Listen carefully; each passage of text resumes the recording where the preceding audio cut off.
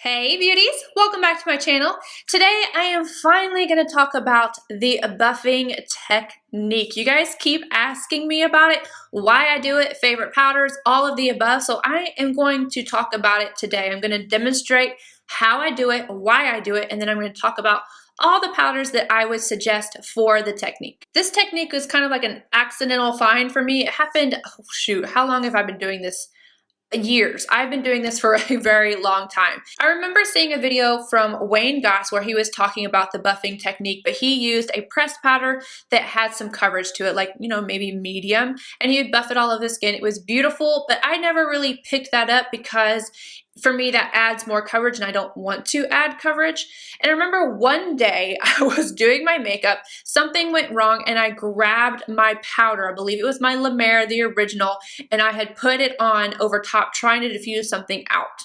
And I was like, oh, dun dun dun, this is why they made Hourglass powders, you know, the finishing powder. Everybody always wants to know the difference between a finishing powder and a setting powder, and you know what?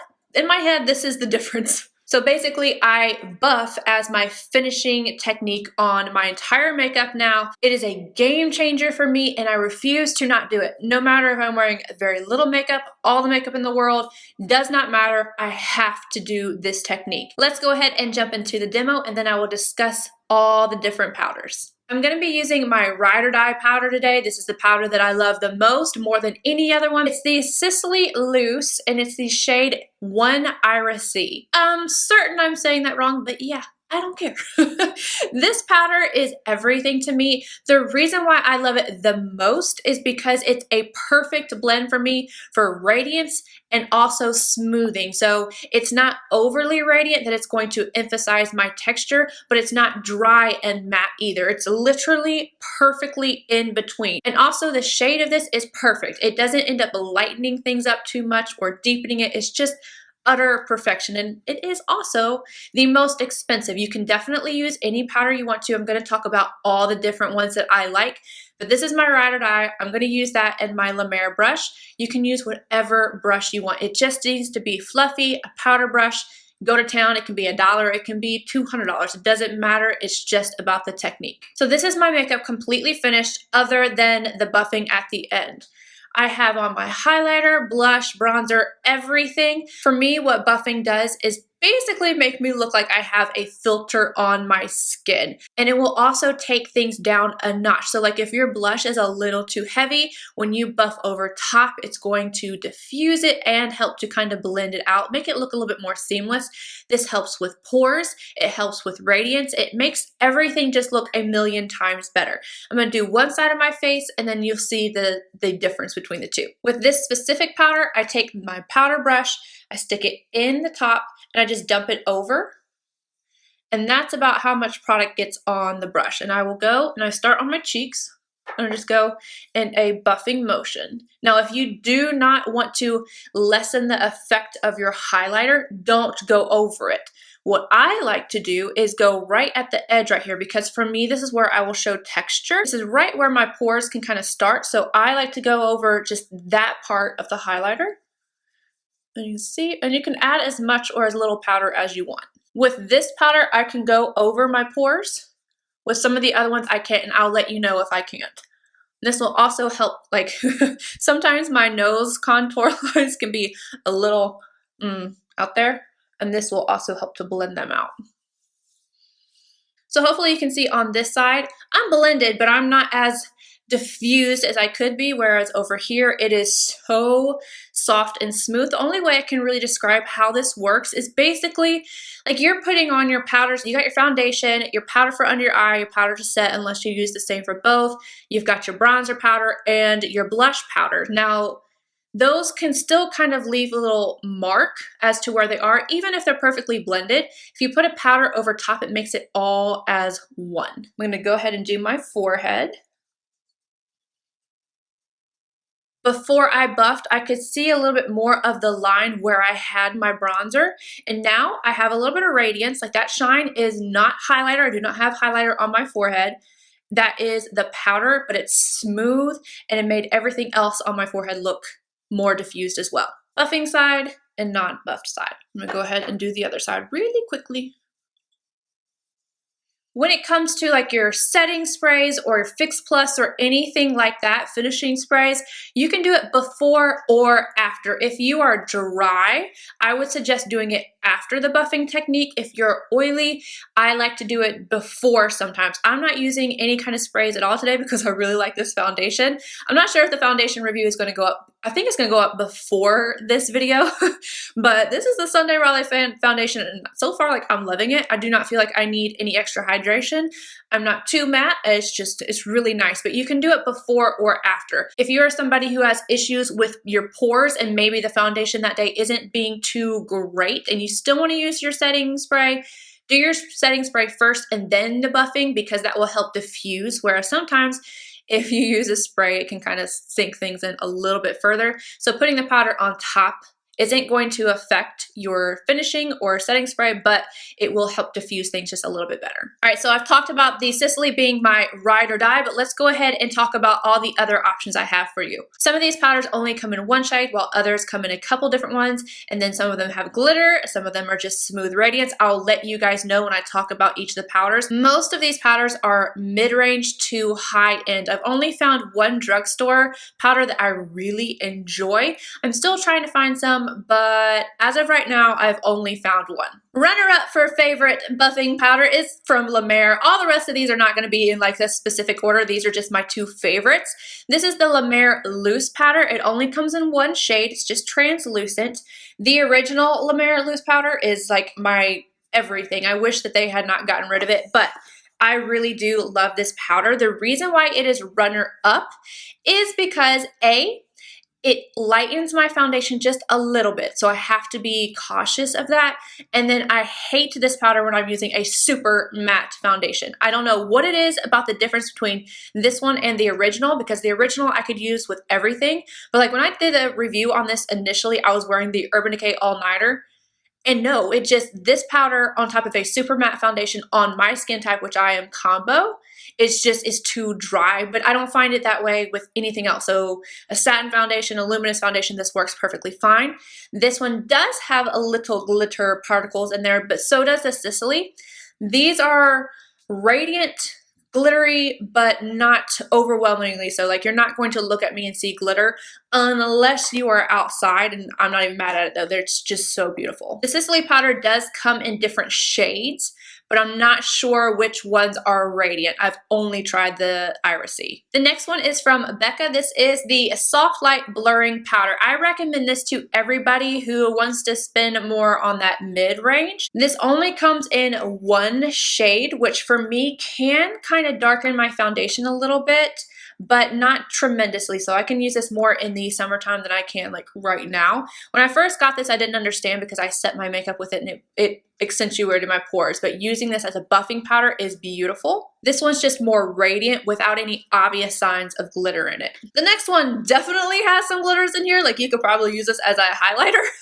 It's from Giorgio Armani. This comes in 3 different shades. I have this shade Pink, which I also believe is called Highlight. There's a shade right underneath it, and there's a shade above it. If you are a deeper skin tone, definitely get the bronzy golden shade. It's gorgeous.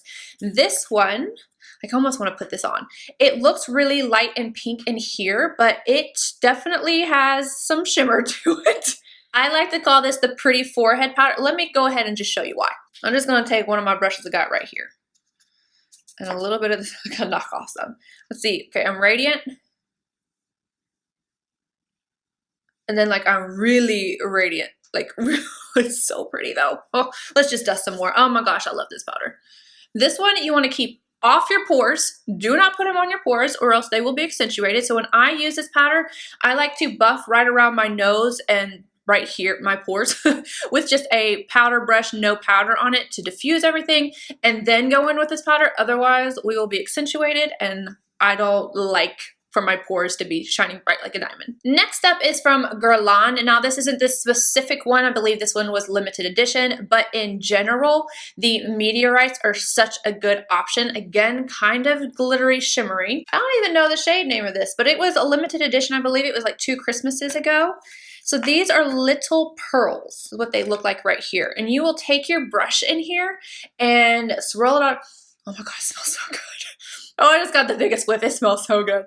Take your brush in here and kind of stamp it and then buff it all over. This one isn't so bad on my pores. It doesn't accentuate them too much or anything like that, so I can dust this one all over, but any shade you want, these are just a really great option. The Milani Prep Set and Glow Transparent Illuminating Powder is life. Oh my gosh, I love this so much. This is what I set my makeup with today. This is radiance without any glitter to it at all. It's so nice. You can take this one and just buff all over and you will get a beautiful radiant finish out of it. It's smooth, it diffuses everything. The only problem with this is it can leave a little bit of a white cast. If you're spraying your face, it's gonna melt in, it's not gonna be a problem, but darker skin tones, I wouldn't even try this one. I wish it came in other shades because this powder is absolutely stunning. Similar to that powder, we have this one from Mercier. This is the Candleglow Sheer Perfecting Powder, and the shade that I have is shade number 1. I totally forgot that this was even in my collection, but this one is not going to add any glitter. It has several other shades that you can choose from, and it's just going to give you that nice diffused look that I keep talking about. I highly suggest this one to more mature skin types. If you don't want to accentuate anything, but you want to add some radiance, you can take like a MAC 187 and go in here and dust all over. It's not going to put on as much powder, but you'll still get the same effect. This guy's been highly talked about. This is the Lancome Absolue powder. I have the shade Absolue Peche. It comes in other shades. This is the only one that will work for me. Golden is like super pink, so keep that in mind. This one, I have to have like perfect skin. I cannot put this on my pores. It does have a glitteriness to it, but it's ultra shimmery. Not like glittery, but like blinding highlight almost on your face. For me, this can add a little bit of texture. I have to be very careful. Again, only use this for buffing unless you just have poreless, gorgeous skin. For me, I can only use this when I have my best skin days, and I gotta be careful with it. But if you want ultra shine without it being too big of a glitter, like the Giorgio Armani has a little bit more of a glitter than that one does, that is gonna be your boo thing. Hourglass powders. These are literally what these were made for, is doing this style. So I have the trio right here. This is the dim light, incandescent light, and radiant light. It's the ambient lighting powder trio right here. I will take my brush and go all over all three.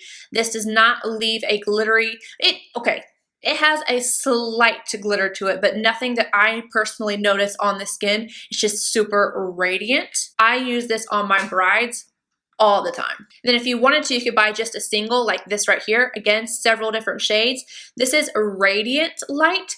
No shimmer in here, all sheen, beautiful. And what I love about this is it's so easy to work with and it's not going to make you look dry. Again, mature skin, you will love this. We're going back down the glitterati route. This is from MAC. It is the MAC Studio Finish Face Powder in the shade Gold.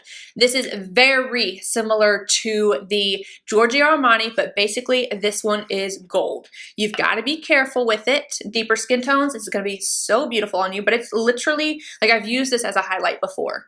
It's a highlight. So when you use this, use it very sparingly. Do not add too much to your brush and just kind of diffuse it all over. This one has got to stay off my pores because otherwise pores be shining bright like a diamond. And lastly, but certainly not least, this is one of my favorites in the pressed powder category. It's from Bobbi Brown. It's the Nude Finish Illuminating Powder in the shade Nude. Comes in several different shades. It's this guy right here. It kind of looks like it has 6 different shades in here. Not glittery, all radiance. And the only difference that you're going to find between like a loose and a pressed powder is mainly the amount of product that you're getting on your skin. I like the amount that I get with a loose because it fills in my pores and everything. This is going to give you the radiance and the diffused look without adding too much powder on your skin. I remember the first time I used this specific one on camera, it was during my Bobbi Brown, I think it was a full face of Bobbi or something, and I was shocked absolutely shocked. My skin looks so good when I use this powder. All right, you guys, that is everything. I hope you enjoyed it. If you have any questions or powders you want to suggest, leave them down below. There is another one from Milani. It's in a little tub. It's a loose powder. My friend Heather sent me a swatch of that one and it was too dark for me. So if you want to try something like the golden from Lancome, you might want to also check out that Milani one. Anywho, that is it. I hope this was enjoyable and informative. If you have any questions, leave them down below and I will see you guys in my next video. Bye guys.